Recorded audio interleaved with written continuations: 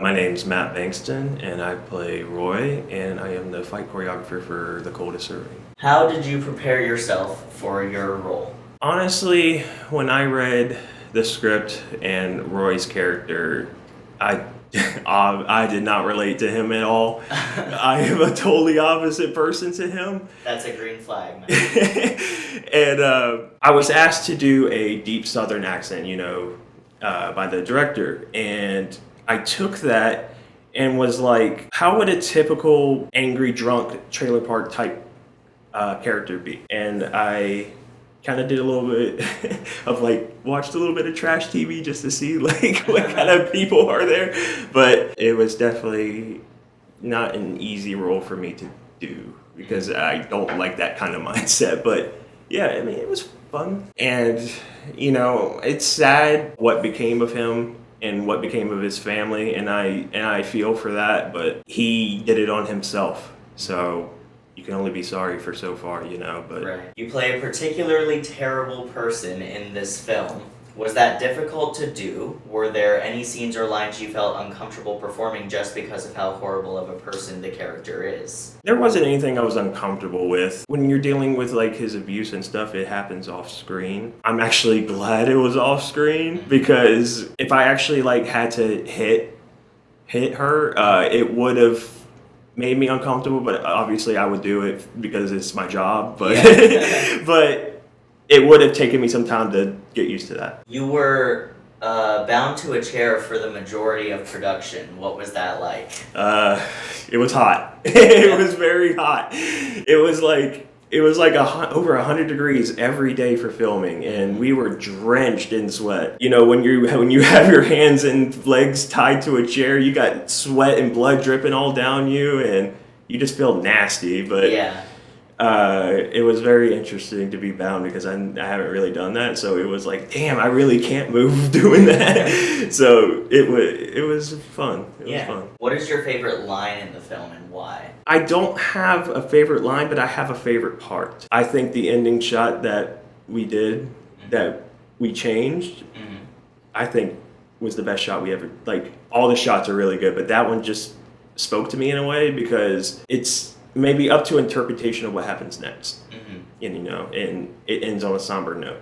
Yeah. And I feel more stories need to do that because every story wants to have a happy ending, So when you have a somber ending like this, it definitely hits you more. What was it like filming the movie in the middle of the summer in South Mississippi? How did it affect filming conditions, and did it add or take away from your ability to get into character? Honestly, the heat got me more into character because it was making me heat angry, so Yeah. it was kind of more easier to get into character. But it was miserable. I've lived in South Mississippi all my life, so I'm used to this heat, but at the same time, I'm still not because you'll never get used to it. It was challenging, and I know a lot of actors, especially in Hollywood, they go through a lot of dangerous environments and harsh conditions. So I kind of just looked at it as part of the job. You also did the fight choreography for this film. How did you get into fight choreography? When I was about 8 years old, I got into Star Wars, specifically Revenge of the Sith. Throughout the movie, they have amazing choreographed lightsaber fights, and I thought that was so cool. When the Anakin and Obi-Wan fight, I thought was the coolest thing I've ever seen. So I picked up my little plastic blue lightsaber and I just started swinging it around to the movie. Eventually to a point where I got today where I could do almost the whole fight. So it's been fun. I mainly specialize in swords.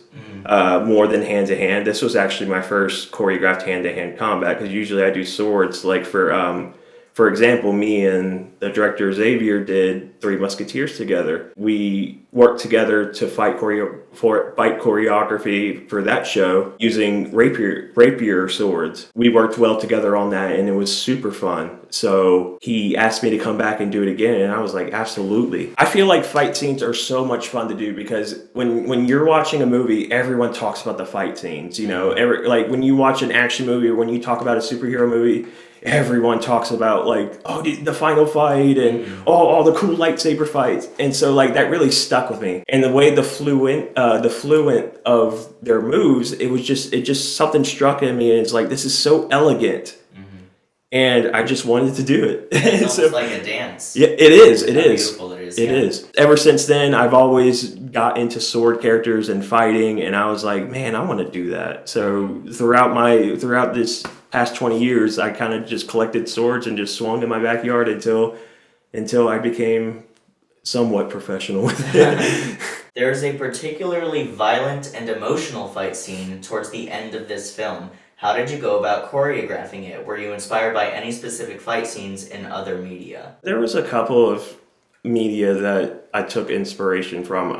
The main inspiration was Last of Us 2. Specifically, without giving too much away, the final fight between the two characters was so brutal and realistic. I felt that same emotion of how the characters were fighting in Last of Us 2 and how our characters were fighting. And since Beth and Joanne have a past together and have such an emotional connection, I wanted that to show in the fight that these were once friends, now enemies, and that is a very emotional thing to do. And I just took like inspiration from other stuff, like specifically the knife stab to the stomach. I took inspiration from a Spider-Man movie out of all things, but it's just like little things like that. Like, artists always get inspiration from other artists, so I kind of see it as like a compliment when someone references another fight thing, so. Were you satisfied with how the combat ended up looking on camera? Yes, that was my first time doing choreography for cameras. And it's a little different than stage, because stage you're doing it live and you only have one shot. Yeah. But with cameras, you get multiple angles, and the editing makes it look more realistic. So they're different, but filming is a lot easier than stage, but they're both challenging in their own ways. How has this production impacted your life? Working with such amazing people, and especially your really close friends, is an experience that's like indescribable. Especially my whole life, I always wanted to get into filming, and not specifically as an actor. I've always been a techie. So like all the behind the scenes stuff I love, but recently I've been getting more into the acting portion of it, and it's fun. And you had experience in theater before this, right? Yeah. I mainly did like the tech and stuff, like lights and all that. So I wasn't really on stage. So this past year I've done 2 acting things, and I'm very grateful for that. Especially doing it with people that I love very much. It's been a very rewarding experience, and I'm excited for the next film. Why should people watch this film? I think it's very important, especially in today's movie industry, to support indie films. Hollywood is so full of just corporate movies that don't feel like art.